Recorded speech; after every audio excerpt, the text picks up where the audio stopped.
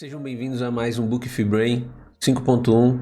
Hoje nós lemos aí A Casa da Floresta. Lemos das páginas 1ª até a página 101. A Casa da Floresta é o segundo livro do ciclo de Avalon.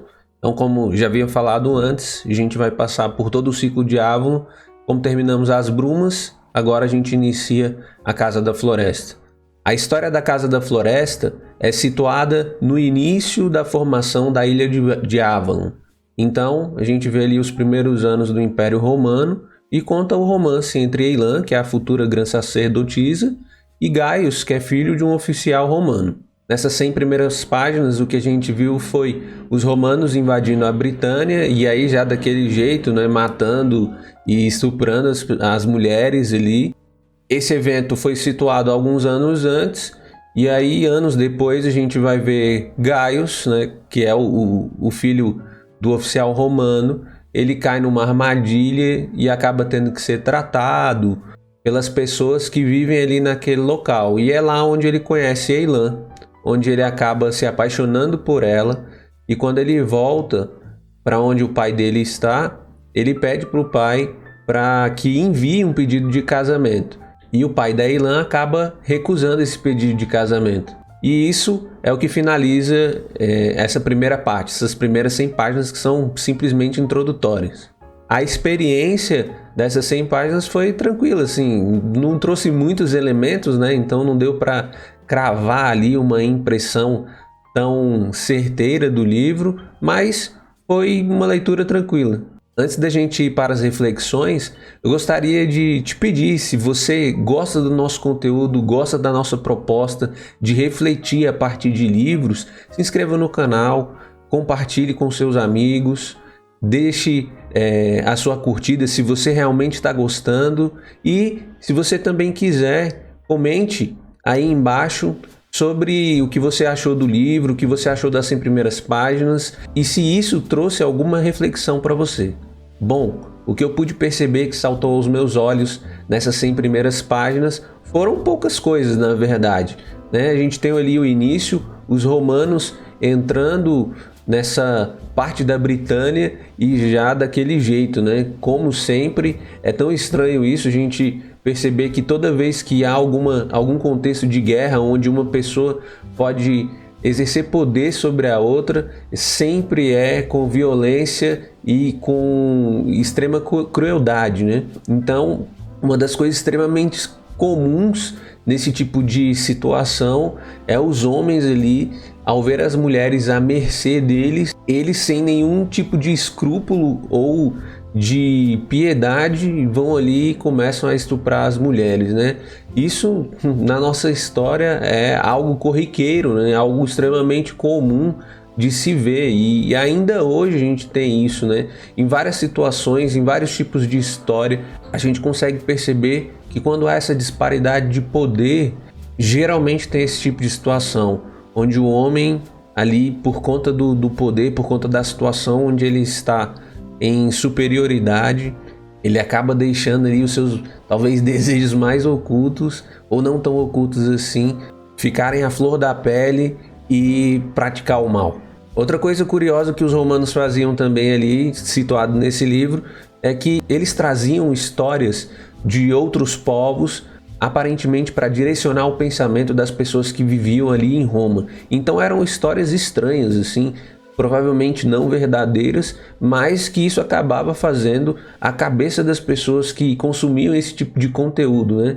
E como isso é algo que é perigoso, porque muitas vezes as únicas informações que a gente tem de alguém ou de algum fato são aquelas que nos são fornecidas, né? E quem é que fornece? Quem é que está construindo aquela história? Quem que viu aquela história? A gente nem sempre tem a oportunidade de conseguir obter esse tipo de informação. E muitas vezes o que nos resta é praticamente acreditar, né?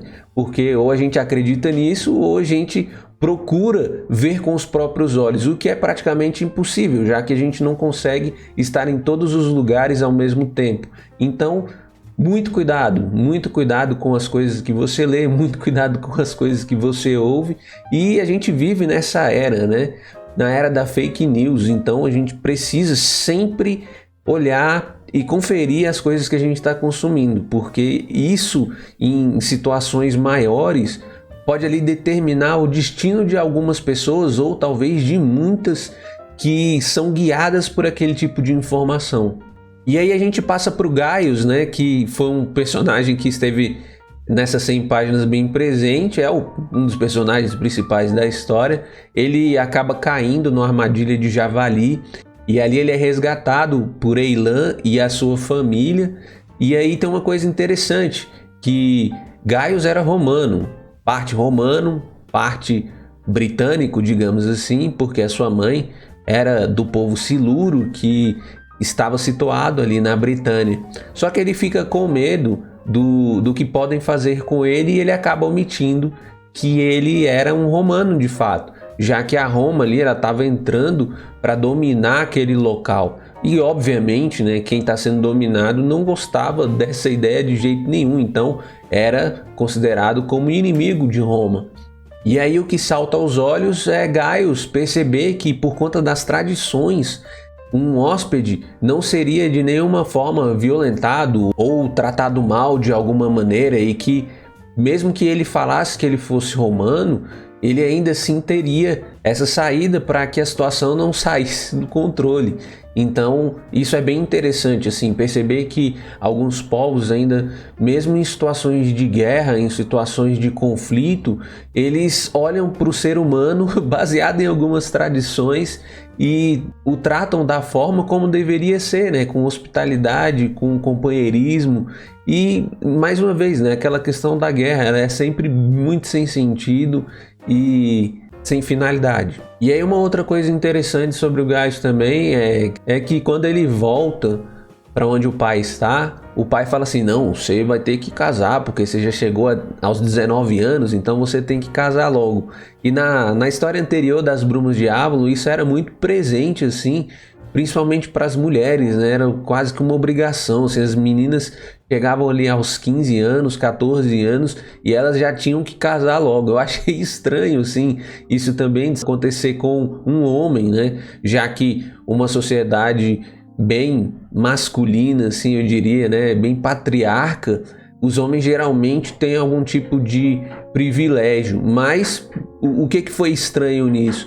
Né? Ter essa obrigação de casar. O pai via que era importante que ele fizesse isso, já que o casamento naquela época era visto como um negócio praticamente, né? Então, geralmente as famílias olhavam para isso baseadas no que elas poderiam obter. Então é curioso perceber que essa obrigação, ela era tão presente para as mulheres, mas os homens também eram obrigados a fazer isso, mesmo a contragosto, casando com pessoas que não eram as pessoas com as quais eles queriam casar. E por fim, 3 coisas curiosas que eu acabei notando no livro aí. O povo siluro, que é o povo que vivia na Britânia ali há muito tempo, e da onde sai a mãe de Gaius. Gaius conta uma história dizendo que ele percebeu que um dos líderes lá tinha serpentes nos braços, né? Então a gente já percebe aí uma referenciazinha às Brumas de Avalon, porque nas Brumas de Avalon as serpentes nos braços eram uma demonstração de que aquele governante, aquele rei, tinha feito um pacto ali com a deusa, com a terra. E é interessante ver essas referências, né? A gente está aí vendo uma história anterior às Brumas de Avalon, uma história onde está situada ali na formação da ilha de Avalon. E essa referência ela é bem legal de ver. Outra coisa interessante também, eu sempre curto muito quando tem algum tipo de sociedade secreta, né? E tem não uma sociedade, né, mas um grupo secreto chamado os Corvos. Eles são formados pelos filhos, frutos do estupro dos romanos lá naquela época atrás, lá quando eles invadiram Mona, algo que eu já comentei anteriormente aqui. E o intuito deles é se vingar dos romanos, obviamente. O último fato relevante para a gente ressaltar aqui é que Dieda, que estava ali junto com Cynric, planejando se casar, ela acabou sendo escolhida para ir para a Casa da Floresta, ou seja, iniciar ali dentro dos ritos para se tornar uma sacerdotisa. A gente não sabe ainda o que isso quer dizer ou aonde que isso vai chegar, mas é um ponto interessante assim para a gente ficar de olho e saber o que vai acontecer lá na frente. Então é isso. Infelizmente, a gente não conseguiu tirar muitas reflexões dessas primeiras 100 páginas, mas se você curte o nosso conteúdo, gosta do que a gente está fazendo, continue conosco e nos acompanhe nos próximos vídeos. Até mais.